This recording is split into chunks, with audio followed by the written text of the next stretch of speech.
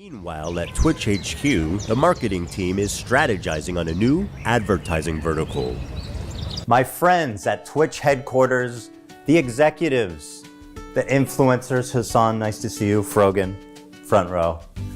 I am here to present to you an extraordinarily exciting opportunity. We have not tapped this market yet. Now don't panic, okay? Because you're gonna wanna panic when I tell you, but listen and learn. Who's billions of dollars, eager to spend it? And what, people are too cowardly to reach out and take the money? Not us. Terrorism. Terrorism. Twitch is perfect. You could broadcast it straight into the veins of 18 to 35-year-old men. So here's what I'm suggesting. Hassan Piker. Yeah, we'll get drinks after the show. No, you. He's such a great guy. No, you. Give it up for Hassan Piker, everybody. Happy birthday, buddy. This dude can package anti-Semitism and anti-Americanism like nobody else. In fact, you guys got him on the front page. And he's doing terrorism for free. Basically, gentlemen and gentle ladies, Frogan, you look good today, girl. Babe? Girl, you look good. Great job on that Arab tier list. That was good. How much we get for that? Yo, you got 10 million from Qatar for that? That's what I'm talking about. Well done, Ethan. Well done. It turns out that you can actually make videos on the H3H3 Productions channel. You still have some of that comedic editing. If anybody's seen the music video that he made in this particular video, then you understand exactly what I'm talking about. And you gotta give credit where credit is due because it's taken him a very long time. He's hyped it up to the maximum. And guess what? This video definitely delivered. However, I will say, if you're familiar with the drama between Ethan and Cenk's nephew, you're not going to be surprised by a lot of the information in here. You might learn a couple of things here or there, but essentially this is as been described by me and multiple other people on the internet.com, which is Ethan, who thought he was way closer politically to Cenk's nephew, figures out exactly how radical the guy actually is, exactly how much of a terrorist supporter the guy is, and now he's completely off-put by him. He's sorry that he ever ended up platforming him or assisted in mainstreaming him, and he thinks that Cenk's nephew deserves to be taken down a few pegs, and this video succeeds in that. Now, we're going to get into this. I'm going to break down the key highlights of it, but before we do, I will remind you that my friend Devin Tracy, his parents lost their home in the California wildfires. Now, he started a GoFundMe in order to raise money to get them back up on their feet. The link to that will be in the top of the description. If you can donate, please do. If you are unable to or you don't want to, it's totally understandable. I'm just trying to help a friend of mine. He presents himself as someone like me, a left-leaning Democrat who supports basic things. And we went on making the show for about 2 years and everything was good. Everyone was having fun, the audience was having fun, no problem. That was until this happened. We were doing our regular show, and for the first time I noticed an inordinate amount of radical, hardcore leftists. I mean, I thought we were social democrats, not whatever this was. So there is a lot in this particular video. It is linked in full in the description of this video, but what I want to start with is a bit of the criticism that Ethan Klein is receiving for this video from a lot of people, which is this idea that he thought that Cenk's nephew was not a socialist, was not a radical communist or anything of the sort, but in reality was a social democrat. And to be clear, this is ridiculous. Anybody could see that Cenk's nephew is a rabid communist, a terrorist supporter, a blame America first kind of person. And by the way, Ethan makes a great case for all of those points throughout the course of this video. But the fact of the matter is, you're looking at it from the perspective of somebody who is aware of politics, who engages with politics on a regular basis, when in reality, Ethan is not somebody who engages with politics in this way. He didn't know a lot about it. He didn't know a lot about Cenk's nephew. And considering a huge portion of the internet, including major political figures, will tell you to your face that Bernie Sanders is actually a social democrat, even though he calls himself a democratic socialist, even though he supported each and every socialist dictatorship, minus maybe one or two that has arisen in his entire lifetime, including the Soviet Union, including Ortega and Nicaragua, including Fidel Castro. They'll still make the case that no, actually, Bernie doesn't know the labels that he's talking about. Bernie didn't realize he was hanging out and visiting all these socialist dictatorships. He's just somebody who likes the policies of Sweden and Denmark. Even when you have have the presidents or prime ministers of those countries say, no, we're not socialists, Bernie Sanders is wrong, stop comparing yourself to the Scandinavian model,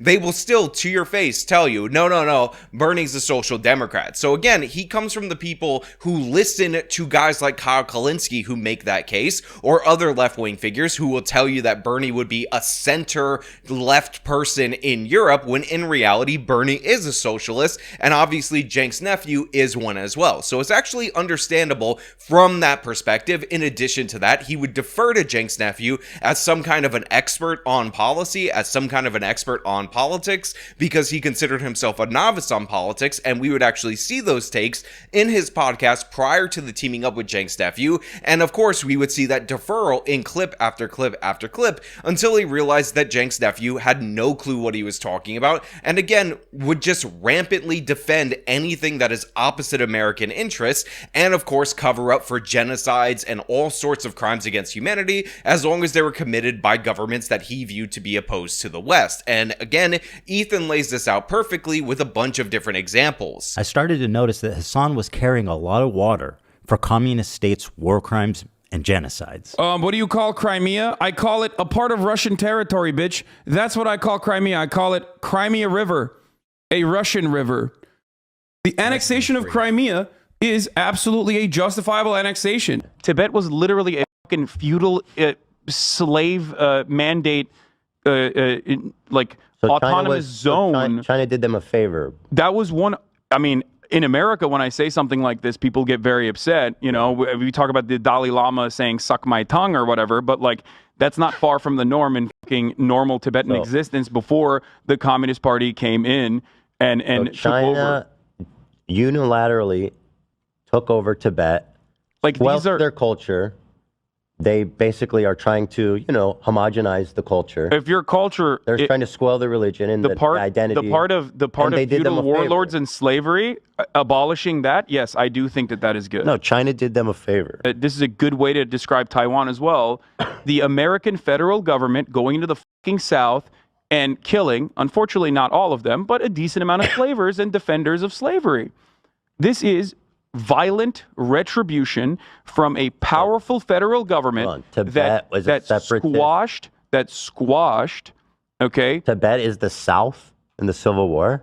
Yes. Again, that Tibet clip is so disgusting and so absurd, but it just goes to show you how much Cenk's nephew will simp for the communist regime in China, even though what he's describing as, oh, this was the Confederacy in the American Civil War, has nothing at all to do with Tibet or the repression that they face under the Chinese Communist Party. Again, they kidnapped the Panchit Lama, who is the spiritual figure that is supposed to find the next Dalai Lama when he was a child, and have essentially crushed Tibetan Buddhism and will wipe it out once the Dalai Lama dies, and Cenk's nephew is completely okay with the eradication of that culture and the eradication of that faith because he believes that the communist ideals should take precedent over everything. Also, another great example from Ethan's video is when he asked him, if you have a democratic, communist, and or socialist regime, what will happen if there's a pro-capitalist party? And Cenk's nephew says essentially that you're going to have to force them into re-education because we all understand that communism and socialism are inherently authoritarian, so you can't have a democratic system that allows those interests to exist, unlike under a capitalist society that's also a democracy, where you can have parties that represent a whole host of ideologies. Once you go socialist, it becomes a single party state, and obviously so. If you're in a socialist country with multiple parties, and one of the parties is a capitalist party, which would surely exist. Yeah. What would you do if that party started gaining momentum? The solution to that would always be education and offering more Re-education? Re-education, certainly, yeah. There should be an enforcement mechanism, and in that enforcement mechanism, I think like rehabilitation, which would include re-education as well. If putting capitalists in re-education camps isn't disturbing enough, Now look, there's no way I'm going to be able to hit on each and every point that was put forward by Ethan Klein throughout the course of this video, so I'm definitely going to recommend that you watch his video in its entirety. However, I do want to highlight the Houthi pirate section because I think that is absolutely crucial, and it's one of Ethan's best sections because he shows that Cenk's nephew introduced this guy originally and initially as a Houthi pirate. He ended up, of course, calling him a One Piece character, Luffy, the main character from that anime.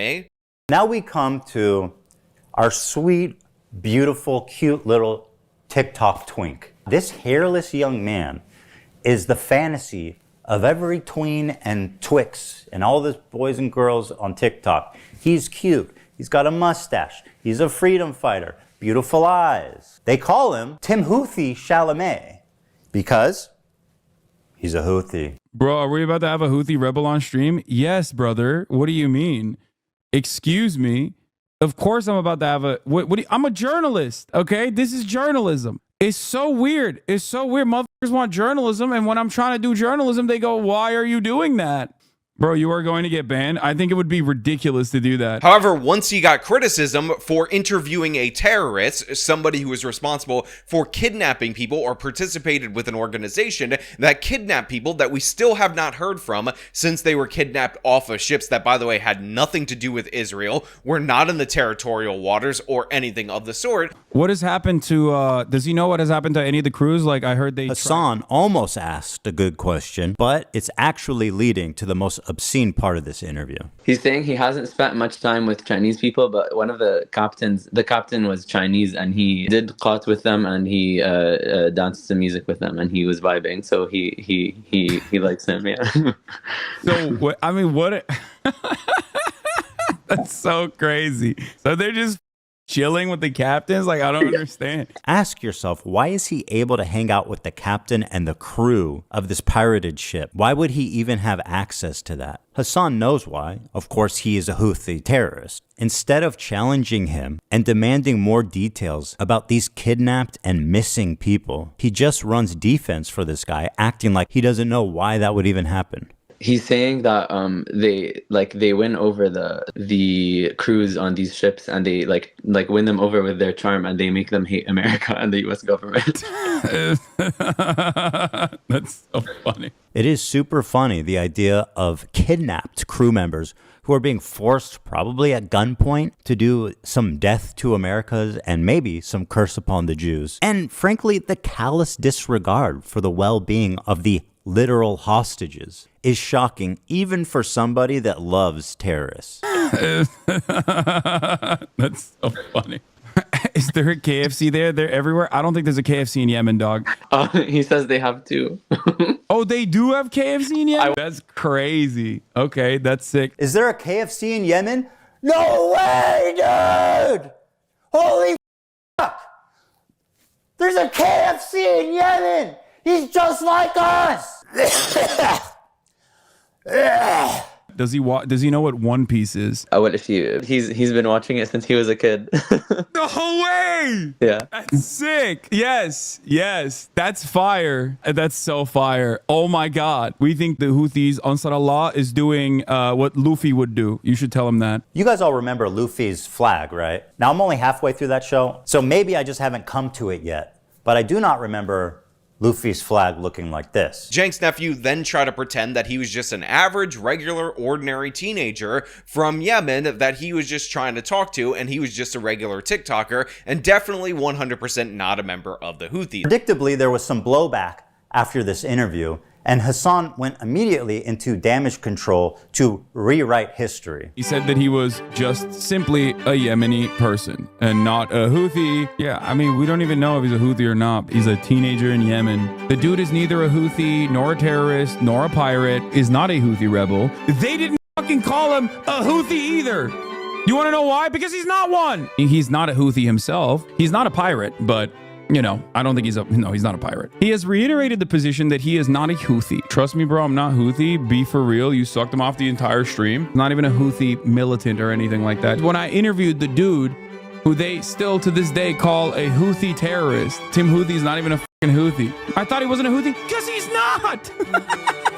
No, he was just some Yemeni TikToker. Random Yemeni teenager. Didn't you brand it as him being a Houthi interview though? Bro, are we about to have a Houthi rebel on stream? Yes, brother. What do you mean? Now, Cenk's nephew, being the coward, being the absolute scumbag that he actually is, of course, is able to get away with this with his audience, but Ethan actually produces all this different documentation to show that this person is in fact a member of the Houthi organization, is in fact a Houthi pirate, and by the way, he also explains quite clearly and succinctly that the Houthis have a Nazi ideology. But what I will say is that there isn't many he don't like. Let's start with our good friend Luffy here and his organization, the Houthis. And yes, this is what it looks like. They are Heiling Hitler. See them doing the actual Nazi salute right here. And in addition to that, that the people that are getting kidnapped are disappeared. We haven't heard from them at all. And yes, Timothy Houthi is in fact a member of that organization. Just take Hassan's word for it and assume, okay, this kid is not a Houthi rebel. He's just some ordinary Yemen teenager. Let's go ahead and take a look at his social media and see if that lines up. All right, let's see here. Tel Aviv will burn in the coming hours. Ready for sacrifice and eager for martyrdom. Maybe he's talking about football? Here he is singing a song with the words, "Do you threaten us with what we are waiting for, son of a Jew?" The meaning of Houthi is a title, and it's not something to fear, but for the Jews. They are very afraid of this title. To every Zionist, I will put this into your stomach. And let me state the obvious. Jew and Zionist is clearly interchangeable to this guy. Okay, but hating Jews doesn't make you a Houthi. Are you a soldier?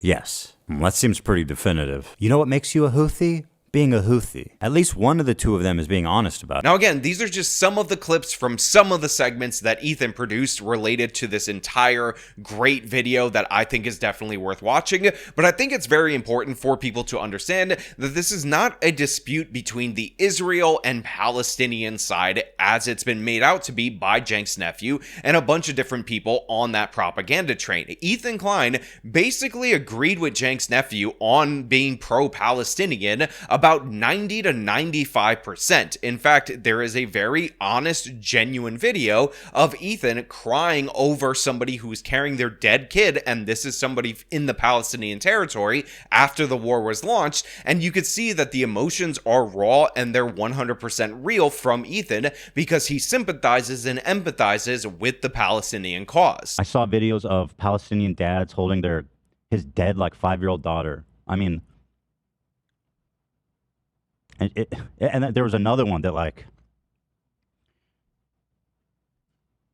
as a father, it's even hard to talk about.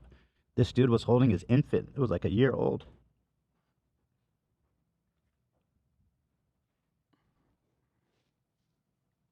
And he was, like, patting her on the back and saying, like, his final goodbye. I mean, he's holding her like she's alive, like he's just burping her or something.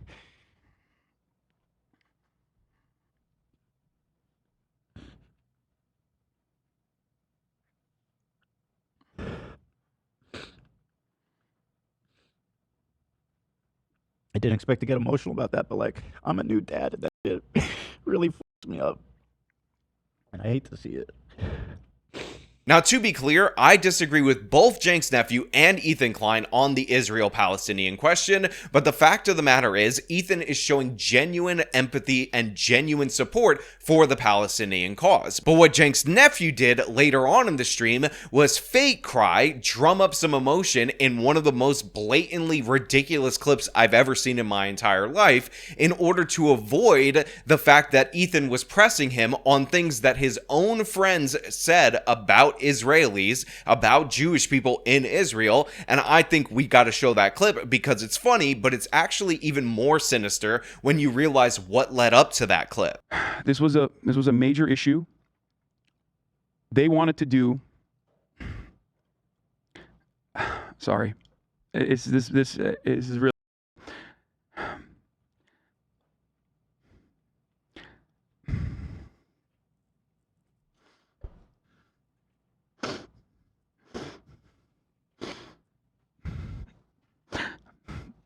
They went to her funeral and beat the shit out of people and ripped the Palestinian flag off of her.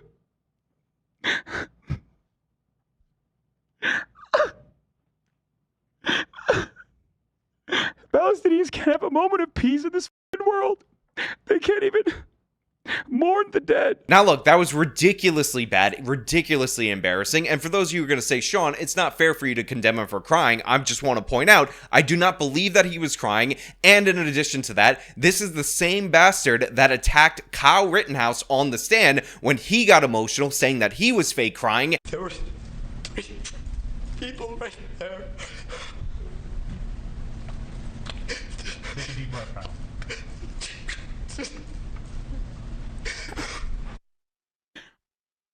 He really looks like a pig. I mean, he's like, he is. He's a pig. Like, I tuned in during the beginning and the judge dismissed the defense for wanting to call one of the dudes involved as a mental hospital patient. Bro, what is even the defense? The dude murdered 2 people for no reason. The defense is he is a good, wholesome white Christian boy who traveled to Kenosha specifically so he could defend someone else's property. I mean, who amongst us has not done that? That's totally normal.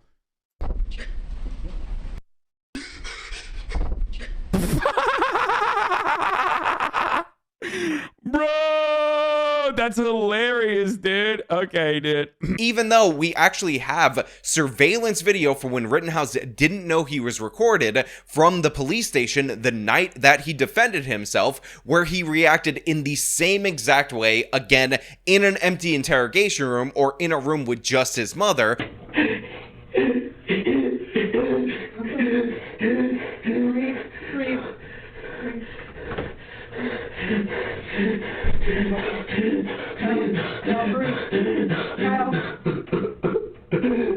Oh my God.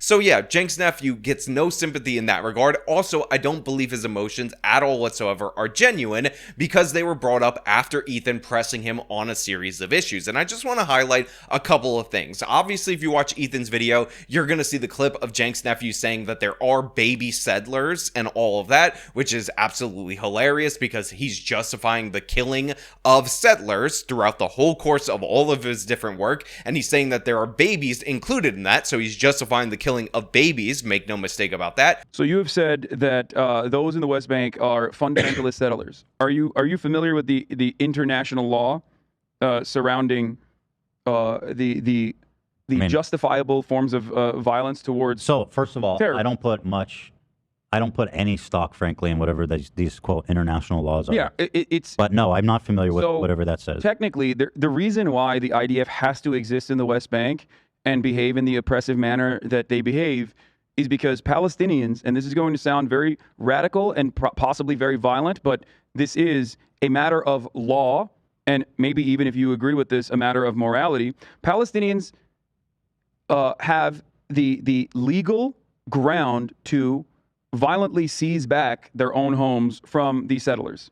This is a reality, and that is precisely the reason why they have to exist under endless occupation in the West Bank. You know what? And that's why I say, if it was settlers, that would be a lot more understandable. Yeah. But let's not obfuscate, okay? I understand what you're saying, but this dude just called babies militants. No, I understand. And there are baby settlers as well. But there are baby settlers as well. There are babies in the settlements. But setting that obvious clip that everybody has played for you time and time again aside, this clip right here, which honestly should have been in Ethan's video, a little demerit against him for that, is absolutely crucial because he asked him about something that one of his friends, or actually a couple of his friends said, but this includes the YouTuber's second thought, related to how it's okay to kill Israeli civilians because they're not actually civilians, they're occupiers. And this means all of them, 100% of them, anywhere in Israel at any point in time. It's a super chat. Did the Palestinians actually take civilian hostage, or is that fake news? I don't care. Yeah. Well, anyway, he agrees with him, so let's just go on. Clip. The occupiers are not civilians. That is what it comes down to. Like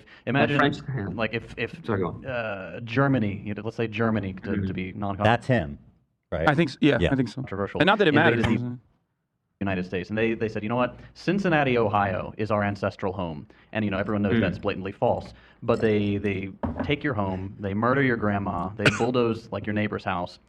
Are those people civilians there? No, they're occupiers, and those are criminals. That is, there are no civilians there. So according to second thought, he says that every Israeli is an occupier, and there are no citizens there. I know, but Well, here's one. no, of course there are examples of this. It's just entirely and utterly inconsequential, and I 100% stand by that. It's not. He's an influential man. When you're Yeah, expressing these kinds of... Okay, let's walk through that. What do you think is the negative consequence of this? Do you think that people are going to see this and go, oh, I should go to So a should I not care about it? I think that if you look at the reality, and I know you recognize it, a YouTuber saying this kind of thing and spending any time or any effort on this, when your moral position is clear, when mine is clear, spending any time on this whatsoever to be like, we got to clean up our own homes here, deviates from the actual message that must be unflinching. The message is that these violent means of ensuring that the occupation continues is going to inevitably lead to more violence that Israelis will be subjected to as well. Now, the reason this clip is absolutely crucial is because this is what the entire dispute is actually about. Cenk's nephew and his whole side will frame Ethan as this radical Zionist that hates Palestinians or hates Arabs or hates Muslims or something of the sort, but in reality, it all boils down to this. Ethan agrees with the Palestinian cause basically 95%. He wants them to have their own country. He thinks that the reason that they're attacking the Jews is because of the occupation. Every bit of anti-Israeli propaganda Ethan Klein buys into. He's anti-Netanyahu, everything and anything you could possibly want, up to the point where he's not okay with the idea that you should just slaughter everyone in Israel if they're Jewish. That's where he draws the line right there. His wife is from Israel. She was born there. Her family is still there, and he doesn't support the idea that people are calling for the wanton murder of each and every person that is born in Israel, which, by the way, Ethan points out in his video that something like 68 to 78% of Israelis do not have any other citizenship or any other nationality. I find it disturbing that Hassan thinks that a slowdown of imports is going to cause Jews to flee Israel. 80% of Israelis were born there and do not have citizenship anywhere else. So where do you want them to go, Hassan? Back to Poland or back to the Arab countries they were forced out of? Israel sucks. I'm leaving Israel. That's the goal. By telling the Jews of Israel to go back where they came from, Hassan attempts to deny Jewish heritage in the Middle East. It characterizes them not as indigenous, but as white colonizers. This is despite the fact that 60% of Jews in Israel are actually native to the Middle East. So there's nowhere for them to go. They're quite literally the people that are born to that nation. But again, his issue with Cenk's nephew was that he wanted him to condemn, second thought, his friend for calling for the wanton murder of anybody in Israel, not people in the settlements, which, by the way, Ethan Klein's position is that if you're in the settlements, you're actually not a civilian, you're a valid military target. Led by Netanyahu, who should resign in disgrace and go to prison for being a war criminal, called the West Bank settlements an abomination. Settlers in the West Bank are religious zealots, they're monsters, they're genocidal. I've even said the West Bank settlers are valid military targets. When you talk about like colonial settlers and stuff, like that's what's actually happening in the West Bank right now. And these people are more or less valid military targets, in my opinion. But second thought's position is that the Arabs can murder any Jew at any point in time in the nation of Israel because the nation of Israel is an occupier, colonizer, every buzzword imaginable state. Therefore, everyone's a valid military target. This is what Ethan wanted Cenk's nephew to disagree with. He wanted him to say it's not okay to just randomly murder his wife's family or him. He lived in Israel for 5 years when he was there just because they happen to be Jewish and a citizen of the nation of Israel. That's where they had the disagreement. Again, you see it for yourself. Cenk's nephew is incapable of condemning people calling for the eradication of the Jewish people in the Middle East, specifically in the nation of Israel. He can't do it. He refused to do it. He defended second thoughts, awful comments. And again, this was after clip after clip after clip where Cenk's nephew also refused to condemn people who were directly supporting the October 7th attacks, including the attack on the music festival, which again were all civilians. They got massacred, and Cenk's nephew refused to condemn that. Broke through the fence. They put the F-35 What is he saying? You'll hear it.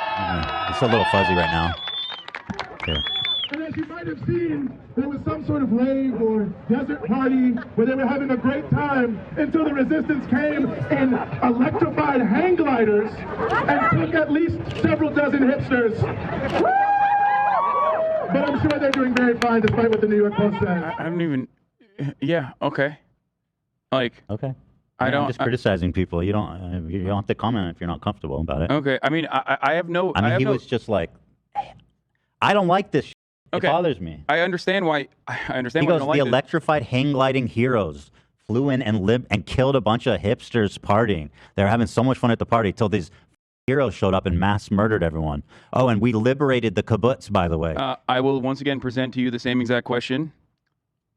If this rally was not held and if he had not said those things that I do not agree with, do you think that there would be a difference in the analysis and the way that Palestinian people are treated? Do you think that there would be a difference in the bombing campaign that's going on? Or do you think that this is, once again, the violent sentiment of those who are siding with the oppressed? It's so important for you guys to understand that everything that has come about following this goes back to this moment, goes back to this section of the video. And by the way, when they showed random clips of random Jewish people saying awful things about Arabs, Ethan Klein condemned them in no uncertain terms. I mean, just listen to what this guy has to say. To my dick! What do you think the response should be from Netanyahu and the military to Gaza? Kill all Palestinians! All of them!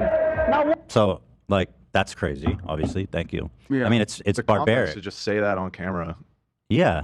I mean, why would he? Why would he feel? There is a level of comfort in saying that, Yeah. more so than saying Kill all Israelis, yeah, kill all Jews? Yeah, of course. there's definitely way more He's like, acceptable no thing to say. hesitation there, right into the somehow. camera. Yeah. No mask. His The thing face is there. He the probably thing got is, a why, job. why would Yeah. he say that? Is that might be a Kahanas flag? I think too, the one that he's What putting is up. that? But Cenk's nephew would not do that. Cenk's nephew could not do that. And because he was unwilling to condemn the calls for genocide against the Jewish people, he decided to make this all about Ethan being a right-wing Zionist, a pro-Jew, get rid of all the Arabs person, when in reality, nothing could be further from the truth. And he said that to him time and time again. And Cenk's nephew just took advantage over and over again. So this whole fight, this whole beef, all of this is based on the fact that Cenk's nephew cannot ever hold Muslims accountable for anything, even if they're calling for a Hitlerian-style genocide against the Jewish people. And in addition to that, he extends that lack of accountability to each and every person who ends up supporting these organizations because, by the way, as laid out by Ethan Klein multiple times throughout the course of the video, Cenk's nephew supports each and every one of these terrorist organizations because, spoiler alert, he didn't interview the Houthi pirate by accident. He didn't play the music video as he described it, which is a propaganda video from Hezbollah, by accident, and he hadn't been praising Hamas repeatedly, repeating their propaganda about how they treated the hostages so well and whatnot by accident. The guy supports terrorism, period, point blank. He has all these different enablers. Ethan goes into how Twitch is actually enabling him. And then it was discovered that Twitch's head of policy and community guidelines was previously fired from her job publicly by the British government. Why? She does not like the Jews. That's right. Their head of trust and safety was previously suspended from her job at Ofcom for being too anti-Zionist. And guess where her very next job was at? That's right, Twitch TV. Apparently she was posting pro-Hamas tweets only mere days after October 7th happened. That's so interesting. It sounds just like someone else we know. It's almost like supporting terrorists is institutional. Hell, it might even be a prerequisite. Take a look at this tweet from Twitch's senior manager of inclusive marketing, Bridget Chermating, on October 12th. People are posting screenshots of them donating to Israel relief funds. Shake my head, y'all are truly rooting for the oppressor. Read a damn book. This tweet was made only 5 days after the October 7th massacre. The donations she's criticizing would go to families like this, if they were still alive. This entire family was murdered in cold blood by Hamas terrorists on October 7th. Bridget, who did these little girls oppress? How can you act so high and mighty for your cause and be so callous and inhuman for the innocents on the other side? and enabling other creators that do rampantly anti-Semitic things. And I don't mean anti-Semitic in the way that sometimes the ADL, or a lot of times the ADL, mislabels stuff. I mean genuinely anti-Semitic, like the way that Ethan laid out the whole chart with Arab down to Sabra lover, because it turns out Sabra means Jew of Israel, so you're actually saying a lover of a Jew in Israel. And again, don't take my word for it, watch the video, and here's the clip where Ethan explains it probably a little bit better than I do. Top and most desirable tier is Arab.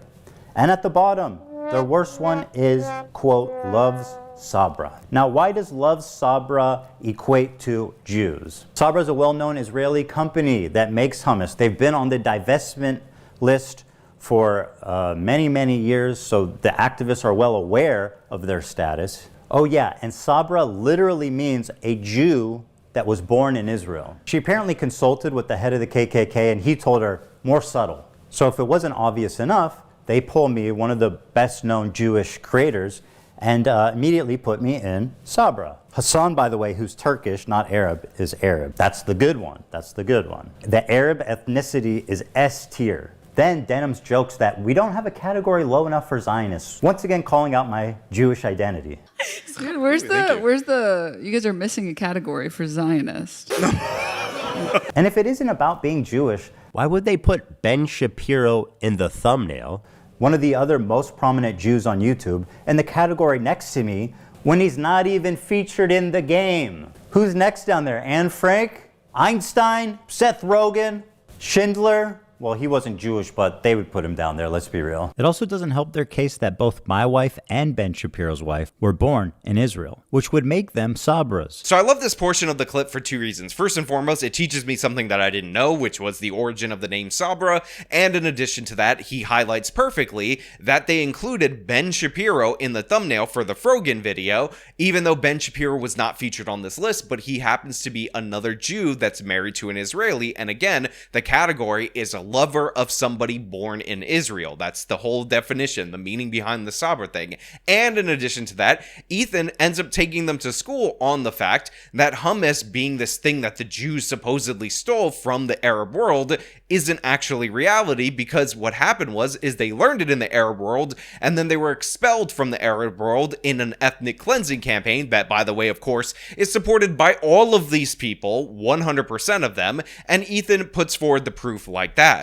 It also plays up an anti-Semitic trope that denies Jewish identity in the Middle East. There's this idea that Israelis are all white colonizers who are stealing the culture and identity of Arabs to make it seem like they belong there. Watch Frogan and her co-hosts accuse Israelis of culturally appropriating Arab culture. The one thing that's like funny is that there's two types of like genocide, right? There's like genocide of real people, and then there's like cultural genocide, right? Like this is fucking funny. But like, those motherfuckers trying to take hummus and say it's Israeli is the most insane thing to me. Dude, the fact that they have the audacity to create Sabra and make that like the staple hummus of America, insane.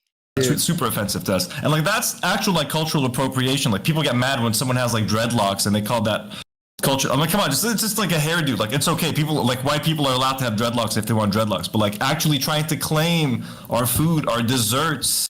Just one question for you guys. Who the f do you think is making the hummus in Israel? Martha Stewart? No, it's the same fucking Arabic-speaking Jews that you kicked out in the 1950s. Yes, they also like hummus, and they like all the same shit you do. Because they are you. They're from your country. You kicked them all out, and now you're accusing them of stealing your culture. You want to talk about cultural genocide? Well, here it is. You racist piece of shit. Hey, scumbag, here's a hummus place we used to eat at. The chef is from Yemen. Here's another dude from Syria. Does this dude look like a white colonizer to you? Would you like to tell him he's stealing your culture? Well, this is what most Israelis look like. Dude, the fact that they have the audacity to create Sabra. This is casual bigotry being passed around like a leftist talking point. Look, I thought the days of Ethan debunking and destroying these SJWs complaining about cultural appropriation when it was wildly inappropriate were long behind us, but it's actually good to see him represent a counter argument in this way, specifically around hummus, and I actually appreciate it. Now look, of course, I still disagree with Ethan on a million different things. I think he's way too conciliatory to these pro-Palestinian radicals that, of course, are supportive of the destruction of his wife's homeland, of their entire family, which is absurd and ridiculous. But the fact of the matter is, the man knows how to make a video when he actually puts his mind to it, and it's a shame that podcasting is so much more fruitful for him financially and a bunch of other creators, because we've seen talented video makers shift into that direction, and obviously they do it for the moolah because, again, it's just more advantageous that way. And I think Ethan is way better when he's scripted